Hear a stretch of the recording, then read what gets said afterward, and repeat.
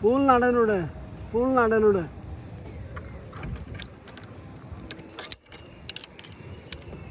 wait mobile নিজ দায়িত্বে আচ্ছা ও একটু ভয় পাচ্ছি একবার সব ঠিকঠাক আছে তো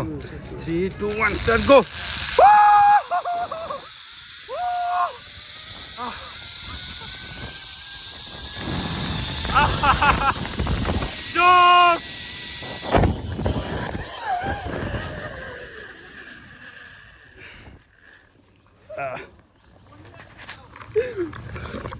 আচ্ছা ফোন নিয়ে আসছি উনি বলছিল একটু রিস্কি তো ছিলই ফোন যদি আপনারা কেউ আসেন তাহলে ভাইয়া ফোনটা একটু রিস্কি থাকে না ফোন নেওয়াটা অবশ্যই আচ্ছা ফোনটা একটু রিস্কি থাকে আমি একটু রিস্ক ম্যানেজমেন্ট করে আনছি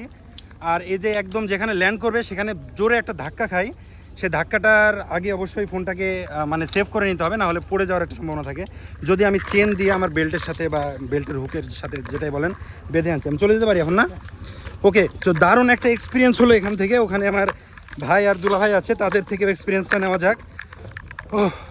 মানে জীবনের এই যে ভয় আর আনন্দের মধ্যে দিয়ে যে এক্সপিরিয়েন্সগুলো আপনি নেবেন এগুলো সারা জীবন আপনার মেমোরিজে থেকে যাবে ভাইয়া বলেন কেমন এক্সপিরিয়েন্স ছিল আপনার প্রথমবার এটা নার্ভাস তো লাগবে প্রথমে কিন্তু এইটার এক্সপেরিয়েন্সের পর মনে হবে এটা আরো কয়েকবার করি তাই না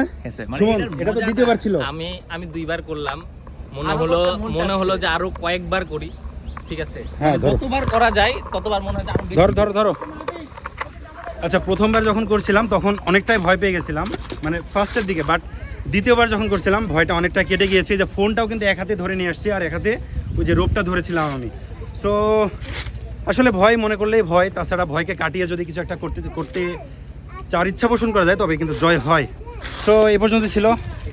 এই পর্বটা অন্য আরও কিছু অ্যাক্টিভিটিস আছে যেগুলো আমরা করব ঠিক আছে আমরা সেখানে চলে যাই এখন ওকে ও এগুলো তো ওখানে দিয়ে আসতে